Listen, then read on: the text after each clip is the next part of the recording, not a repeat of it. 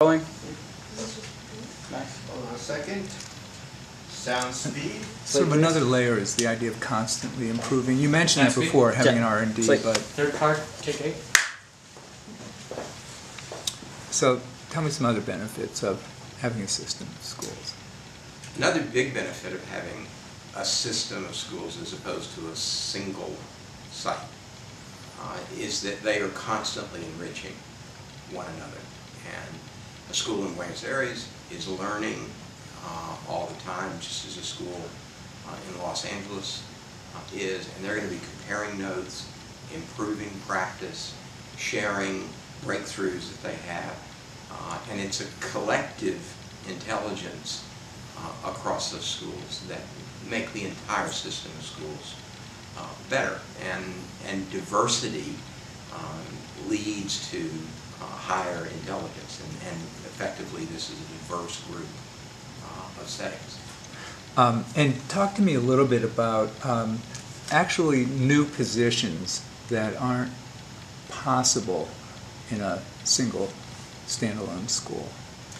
When you have a group of schools around the world, one of the things that you can do is that you can have, for example, a chair of a department. Your Spanish department might be chaired in Madrid, and they are working with the entire system of schools on their Spanish offerings all around the world. Obviously your Chinese history department would be chaired in China, and they're providing help to American campuses that are working and studying Chinese history. So you in some ways, a typical single-site school has their chairs within their school. A network or system of schools can actually have chairs around the globe. So what are some of the differentiators between avenues, even starting? Because I don't think we want to talk about necessarily too far into the future all the time.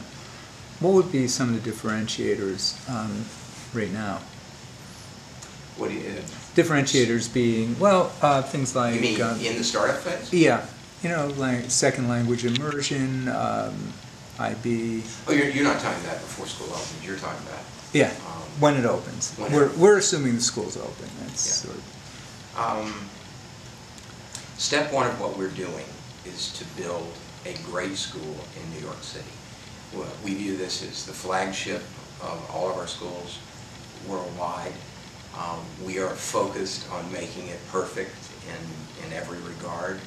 Because of that, we are bringing more resources to it than you would typically see in the launch of a school, because it's so important that it be right in every regard. So its leadership team, its faculty, its curricular design, every aspect of that, in some respects, is over-engineered because it needs to be at a very high level. So what can you do what can you do with a new school that you can't do with an existing enterprise or existing school? Every institution, whether it's a school or a company or a charity, has legacy systems, and those systems are not technological. In all cases, it's kind of legacy human systems, and it's the way the organization has grown up. And sometimes those are good habits, and sometimes they're bad habits. And one of the great things about a new school, you can start from scratch. You don't have the inertia of those bad habits to work against. You can start things that should have been started long ago, and in many cases. And a thoughtfully designed new school is almost by definition ahead of the curve. What impact do you think Avenues is going to have on other schools? Do you see us as a sort of a beacon, something that will be, because we're starting, people will be actually coming to us? I think Avenues is going to be one of the most watched schools in the world, and it's very unusual, it's very ambitious. I think universities are going to be studying it. I'm 90% sure it'll be a case study in many universities and education colleges. Other schools are going to study it. I think they're particularly be interested in our Global Studies program, what we call our World Course, how we're doing that. I think they're going to be interested in our language immersion programs. And I think they're going to be immensely intrigued with what does it mean to actually have campuses around the world.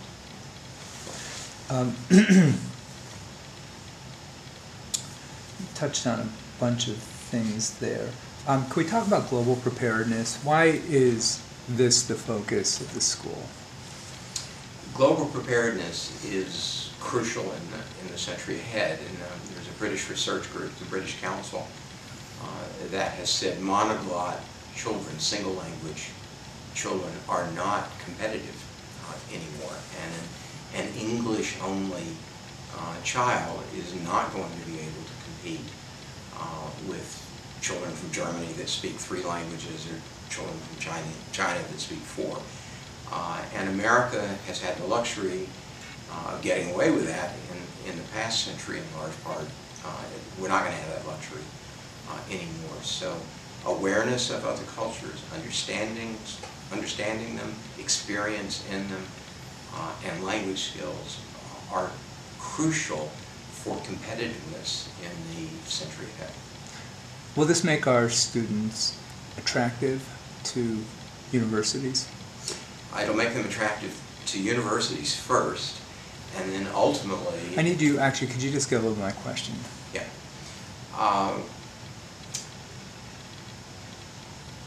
A child that is internationally experienced is more attractive first to universities.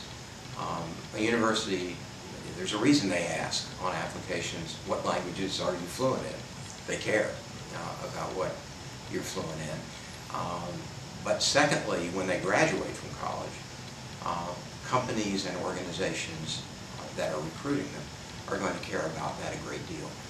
It matters. If you put on your resume fluency in Mandarin, if you have studied in 5 different continents, companies take notice of that in a big way. Great. Can you just... 7.5 minutes. Okay. Can you describe an Avenues graduate? What kind of kid is he or she going to be? Well, first of all, I hope they're good kids, and what I mean by that is that I hope their 15 years at Avenues is... I actually need a little bit of, my question in there. Yeah. I'm probably not helping you out. You're not helping me out. That's okay. This is the kind of kid. We want a graduate to be many things. I think the first thing I would say is we want them to have good values. And a good school does more than put that in their brochure. They're explicit in what they mean by that. We think character education needs to be part of the curriculum, not just an afterthought or no thought at all. So we put that high on our level of attributes of one of our graduates.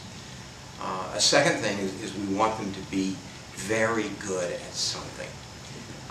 And we are hugely flexible about what that is. We're not saying we want them to choose their life's work when they are a sophomore in high school, but we want them to have had an experience of depth in some way. And if that's music, they want to start a rock band, we want to be supportive. If that's sports, we're fine with that too.